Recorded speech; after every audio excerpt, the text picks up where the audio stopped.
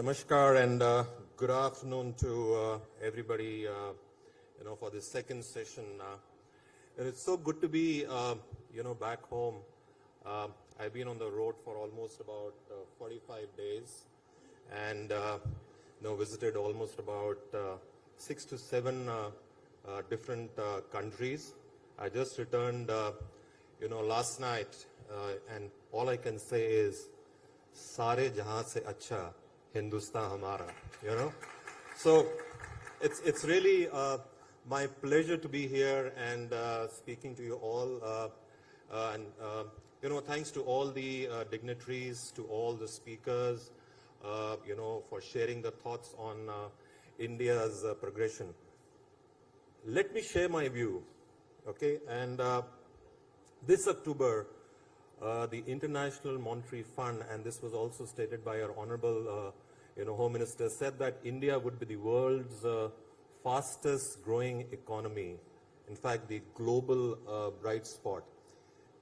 Now, India's approach to a diversified economy in multiple sectors such as healthcare, manufacturing services, and infrastructure will continue attracting investments that will help generate employment in the, formal sectors, eventually creating a sustained growth cycle.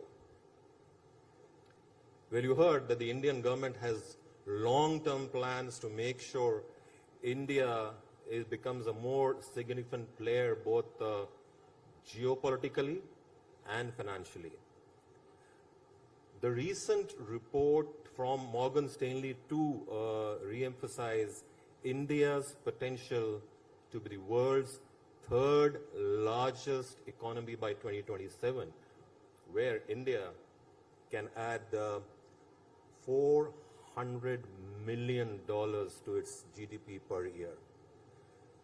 What this means is that the Indian economy is much less at risk and less exposed to the fluctuations of the global economy. And the country has a better chance of weathering any storms compared to the developed economies which are heavily exposed to the ebbs and flows of the global economy.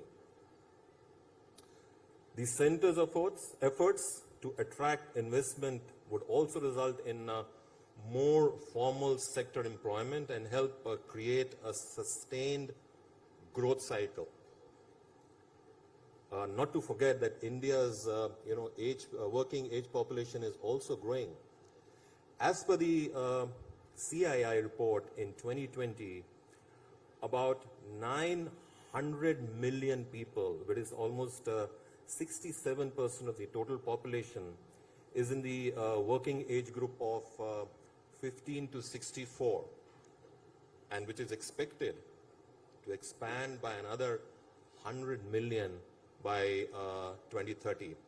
Now, this implies that a whopping 24% of the incremental global workforce over the next decade will come from India.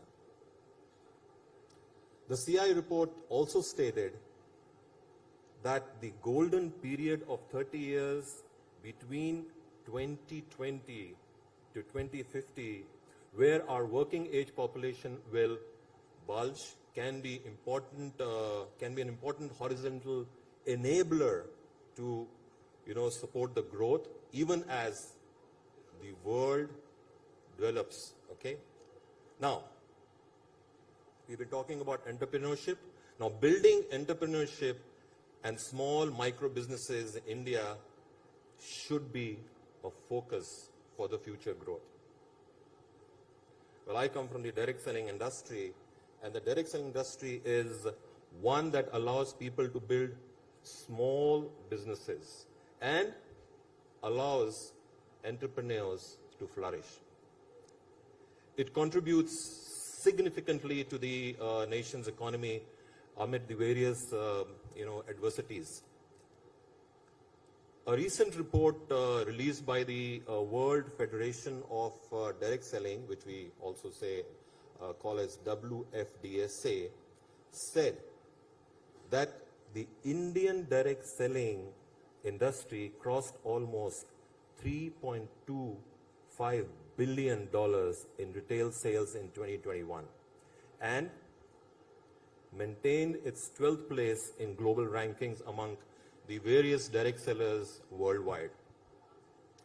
Now, ladies and gentlemen, this proves that the direct selling industry is flourishing, and it illustrates its potential with the continued growth rate, increasing at an average impressive rate of almost 12.1% year on year. Now, direct selling, has a long history of substantially contributing to the economy and supporting millions of Indian livelihoods. Now, aligned with the PM's vision, the direct selling industry already follows the principle of being Atmanirbhar, which is the solution for rebooting the economy in multiple years. The direct selling industry, employs nearly 6 million people. And the good news is that this number has significantly grown during the pandemic, where in many cases this industry provided as an alternative income to many families in the country. Now, this industry has a robust ecosystem for inducting and training the youth from tier 2 and tier 3 towns. It also provides an avenue for semi-skilled people, including women, and those from small towns to be employed with the least qualification and investments for their business. Most importantly, the sector can offer youth a lucrative and a secure career option, which is there for a long term. The sector has also empowered women in a significant way since its inception. There are almost 2.1 million women today who are at the heart of this industry and have gone to become successful entrepreneurs. At Herbalife Nutrition, our business model is simple.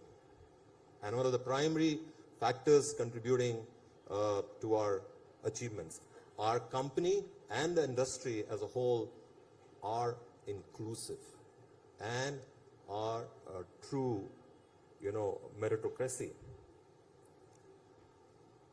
Herbalife Nutrition's independent associate network allows each distributor to establish their own business with minimal investment. Every distributor is valued at Herbalife Nutrition because our gold standard protocols provide protection and transparency. With the direct selling sector now recently coming under the Consumer Protection Act of 2019, there will be an even greater opportunity to develop a comprehensive, robust, direct selling regulatory framework that will provide protections for consumers and give the certainty needed for the future investments. Well, I can say that the direct selling industry could be an ideal solution to deliver on the Atmanirbhar Abhiyan in all key aspects. Local manufacturing and creating opportunities for local supply chains.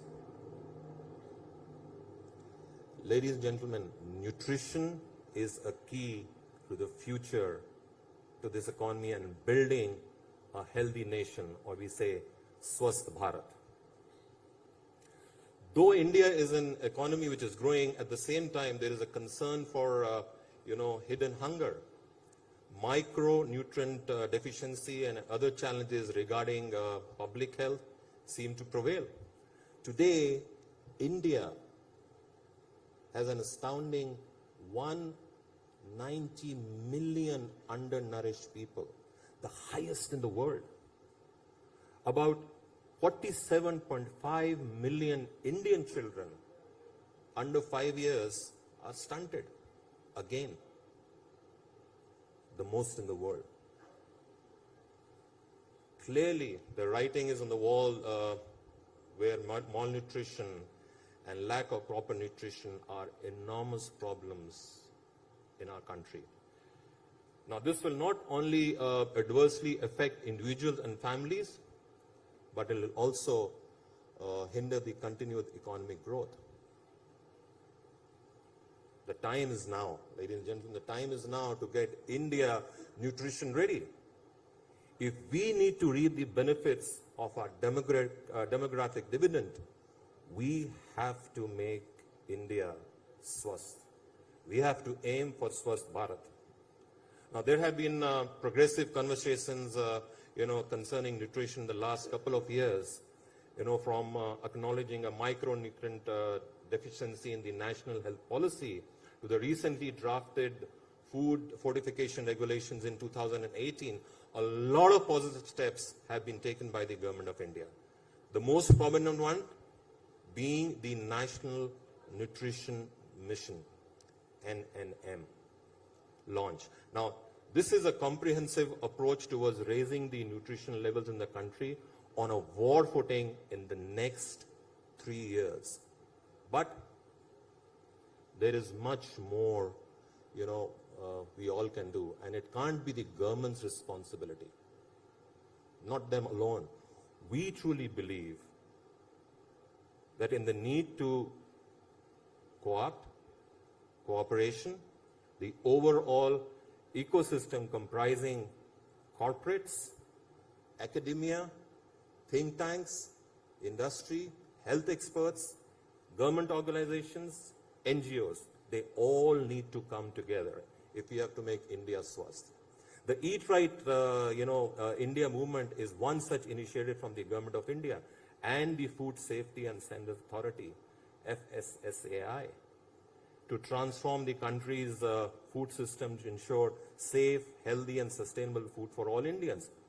With FSSAI, Herbalife Nutrition has implemented the Eat Right campaign on almost 40 campuses, including state secretariats, ISRO campus, police training centers, Air Force camps, universities, colleges, and railway station canteens.